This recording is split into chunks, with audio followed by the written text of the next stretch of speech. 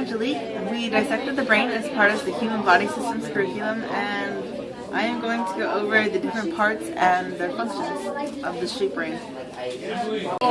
Okay, so the first area we're going to go over is the Broca's area, which is in this area right here. The Broca's area, located in the left frontal lobe of the cerebrum, is responsible for speech production. The next area is the left temporal lobe, which is slightly above the Broca's area. The temporal lobe, located in the cerebrum, is responsible for hearing, which is right in here. Next area is the motor cortex, which is this upper area. The motor cortex, which is located at the back of the frontal lobe of the cerebrum, is responsible for movement. Then right below that is the Wernicke's area. The Wernicke's area, located in the temporal lobe of the cerebrum, is responsible for language understanding. In this upper area, you have the left frontal lobe. The frontal lobe, located in the cerebrum, is responsible for happiness, reasoning, long-term memory, taste, and problem solving. Right behind that, you have the left parietal lobe. The parietal lobe, located in the cerebrum, is responsible for bodily sensations such as touch, temperature, and pain. This entire area on both sides of the brain is the cerebrum. The cerebrum is the largest part of the brain. It consists of the 4 lobes.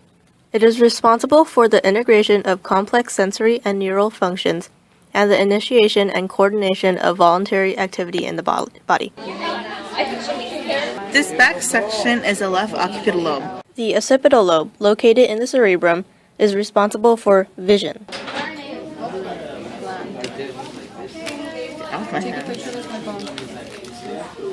On the inside, in here you have the pineal gland. The pineal gland is responsible for sleeping and walking. In this back section, you have the medulla oblongata. The medulla oblongata is responsible for blood pressure regulation. This area all in here is called the lymphatic system. The structures of the limbic system are involved in motivation, emotion, learning, and memory. And that is all for the left side of the brain. This right side of the brain, you have the right occipital lobe in the back, the right parietal lobe in the middle, the right frontal lobe in this front area, and the right temporal lobe on the side. In the front, you have your olfactory bulbs. The olfactory bulbs are responsible for smell. On the inside of the right side, you have the brainstem in the back. The brainstem is responsible for breathing. The cerebellum, which is this back part. The cerebellum is responsible for muscle coordination and balance.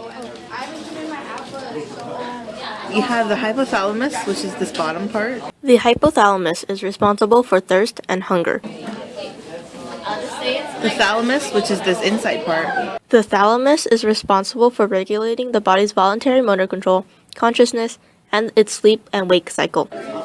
And finally, the corpus callosum on this inside flap. The corpus callosum connects the left and right sides of the brain, allowing for communication between both hemispheres. And that is the right part of the brain. On the bottom of the brain, you have the optic nerves. The optic nerves transfer visual information from the retina to the vision centers of the brain via electrical impulses. This X-like structure, you have the optic chiasm. The optic chiasm is where the optic nerves intersect, and half of the nerve impulses from each nerve enters the opposite tract.